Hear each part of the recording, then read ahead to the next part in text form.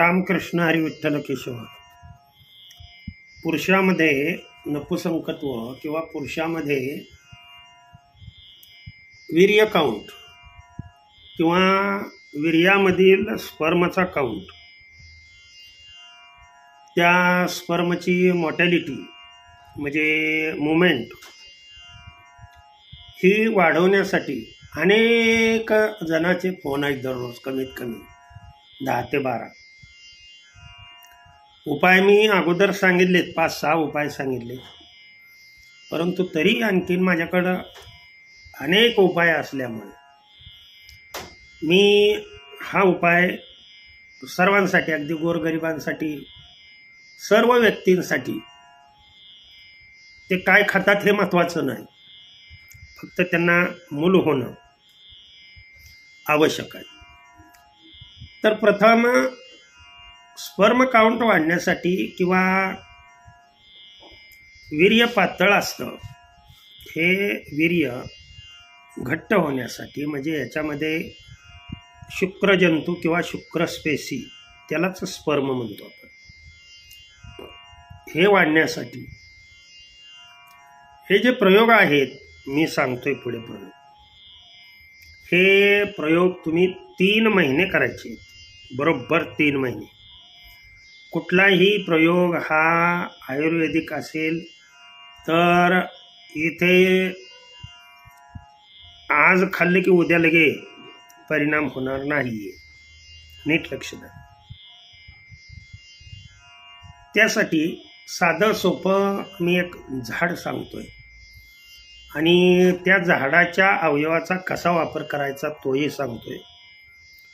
या झाडाला अगस्ता असे म्हणतात, लक्षात ठेवा. आमच्या महाराष्ट्रामध्ये अगस्ता, ह्यालाच हादगा म्हणतात, ह्यालाच हेटीचं झाड म्हणतात, ह्यालाच बगचं झाड असं म्हणतात. लक्षात ठेवा, नावं वेगवेगळे. ह्यालाच अक्कमचं झाड असंही म्हटलं जातं. म्हणजे तुम्ही राज्य बदललं की याचं नाव बदललं जातंय. हे आयुर्वेदामध्ये सर्व जी नावं आहेत, ज्या ज्या राज्यामध्ये ज्या ज्या प्रकारची नावं आहेत, त्या त्या प्रकारची नावाप्रमाणे सर्वांना ओळखू यावं यासाठी मी सांगतो. किंवा अगस्तिया असंही त्याचं नाव आहे. तर आपल्या महाराष्ट्रामध्ये हादग्याचं झाड म्हणून किंवा हेटीचं झाड म्हणून चांगलं प्रसिद्ध आहे.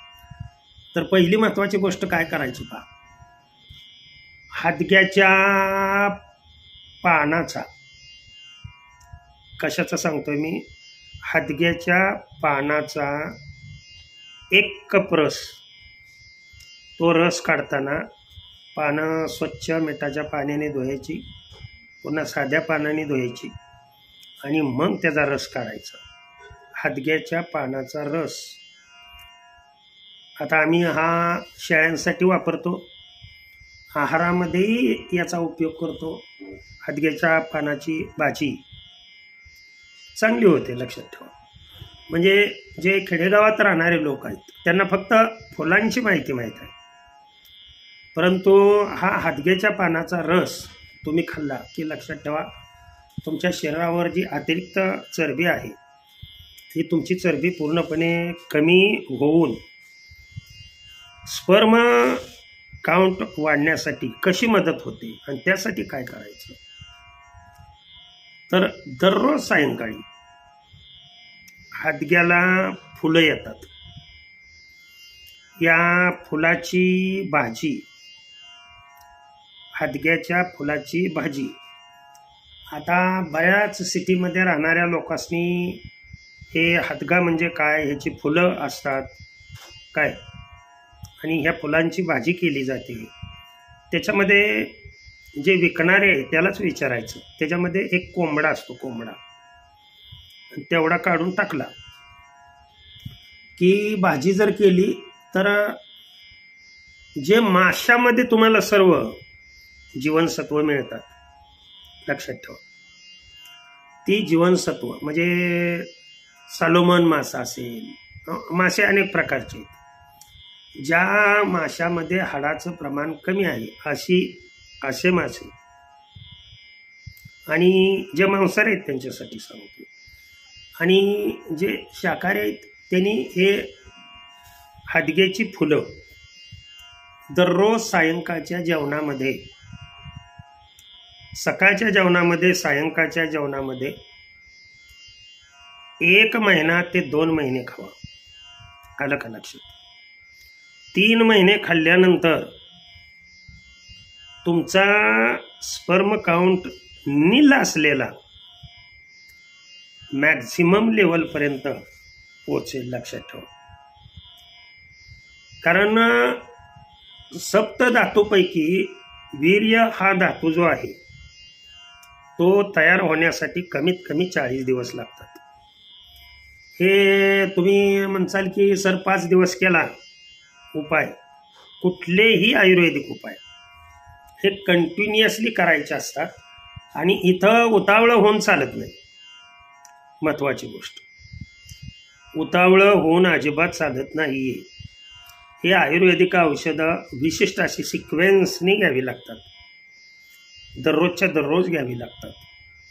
हे जर अशा पद्धतीनं तुम्ही सिक्वेन्सनी हे जर घेतलं, अगस्त त्या फुलाची भाजी, एवढी एवढी भाजी दररोज आपल्या पोटात गेली पाहिजे.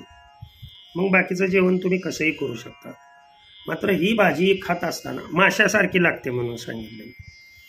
जसे तुम्ही मासे खाता तशा पद्धतीनं त्याची जी चव आहे ती पूर्णपणे या माशासारखी आहे. आणि जे लोक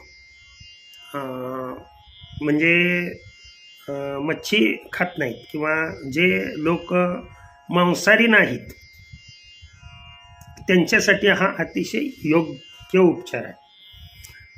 मग मासे खायचं म्हटलं तर मासे ही कसे खाल्ले पाहिजेत? माशामध्ये म्हणजे काटे कमी आहेत मात्र मांस जास्त आहे. अशा त्याच्यापैकी एक मी सांगितलं सालोमन, हे म्हणजे तुम्हाला जे सिटीत राहणारे लोक आहेत त्यांच्यासाठी माशाचा आहार जर तुम्ही वाढवला 1-2 दिवसाआड संध्याकाळ पुरुषांनी बरं का फक्त, तरी तुमचा स्पर्म काउंट हा वाढू शकतो.